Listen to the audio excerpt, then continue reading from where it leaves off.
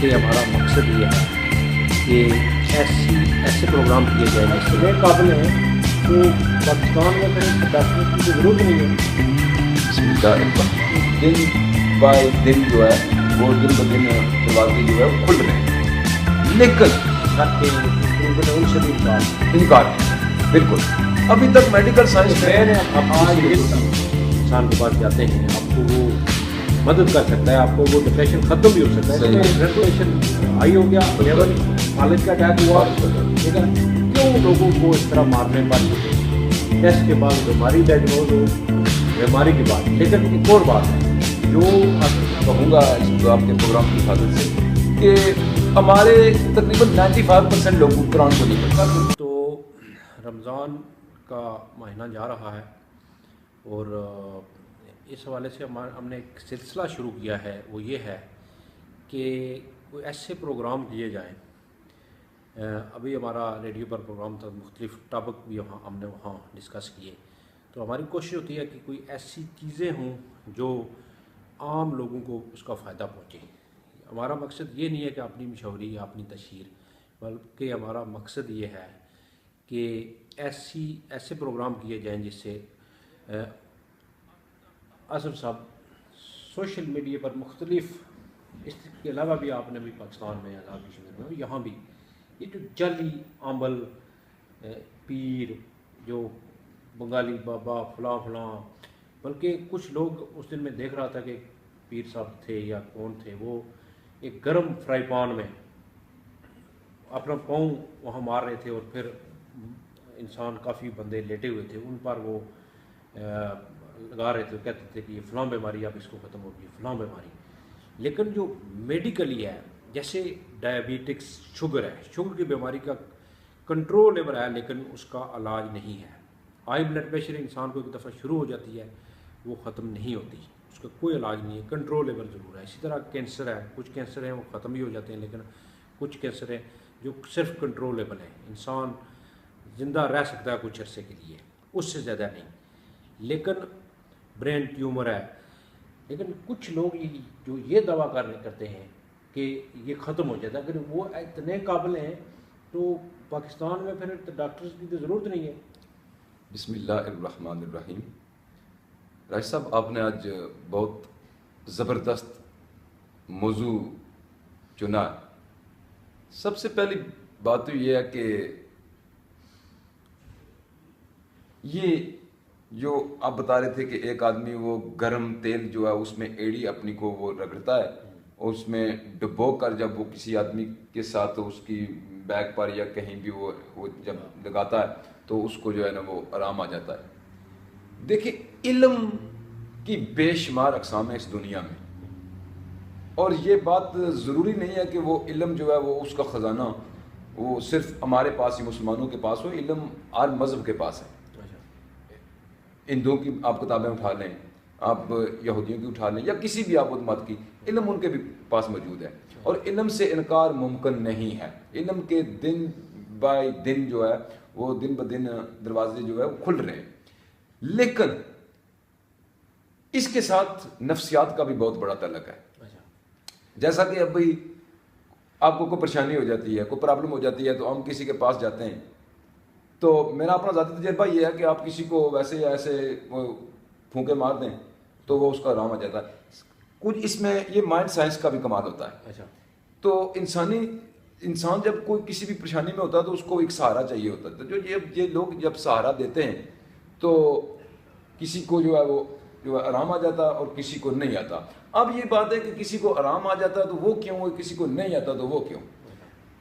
پہلے تو بات یہ ہے کہ جو علم کے سے جو ہے انکار ممکن نہیں ہے.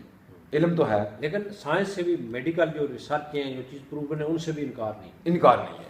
بالکل ابھی تک میڈیکل سائنس میں نے آج دن تک سنی سنائی اور بات ہے کسی جاننے والے بندے جس کو ایک دفعہ کوئی بیماری کسی ختم ہوئی ہے، ڈائبیٹک ڈائگنوز ہو گیا، وہ رہے گی، وہ نہیں جائے گی. ابھی تک کسی کی بیماری گئی نہیں ہے. ایکسرسائز کریں گے، جو مرضی کریں گے. اسی طرح کینسر ہے، اس کا کوئی علاج اب تک دریافت نہیں ہوا. ہائی بلڈ پریشر ہے، اس کا کوئی علاج دریافت نہیں ہوا. بالکل یہی بات ہے. ٹھیک ہے، کنٹرولبل ضرور ہے.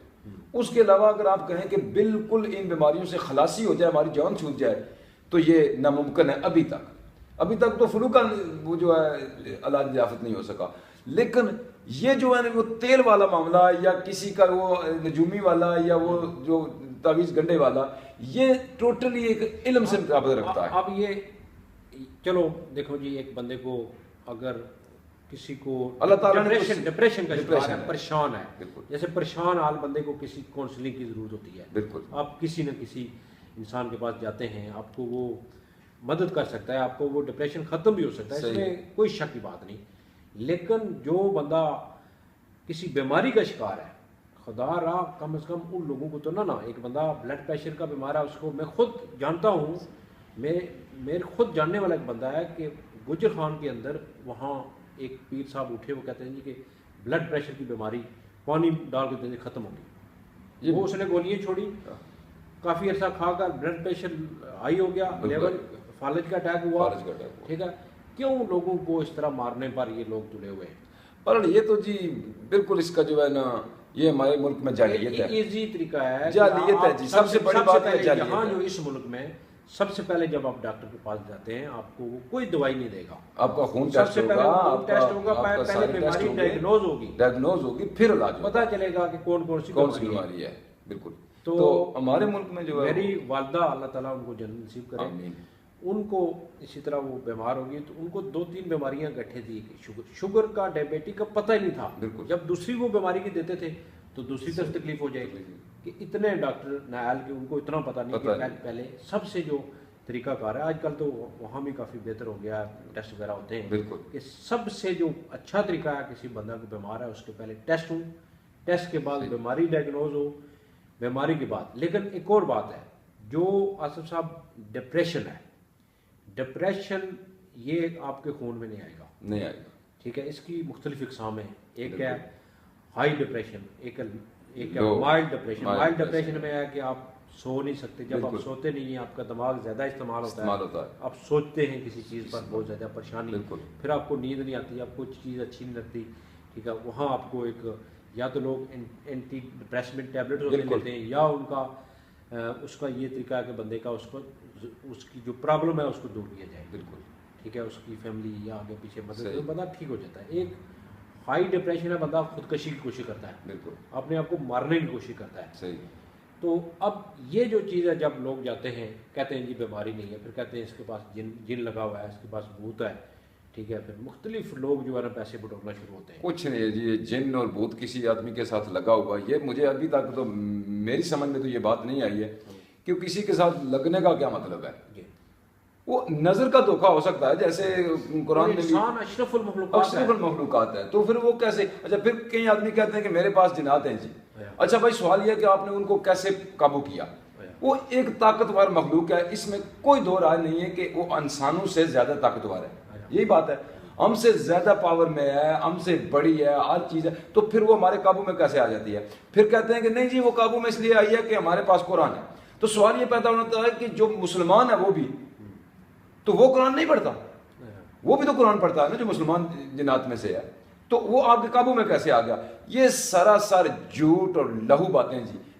یہ کسی بھی اتھینٹک آپ کیٹیگری پر آپ ان کو پرکھ لیں تو یہ بالکل میں وثوق سے کہہ رہا ہوں کہ یہ صرف اور صرف لوگوں کو جو ہے نا وہ پاگل بنانے کا ایک طریقہ.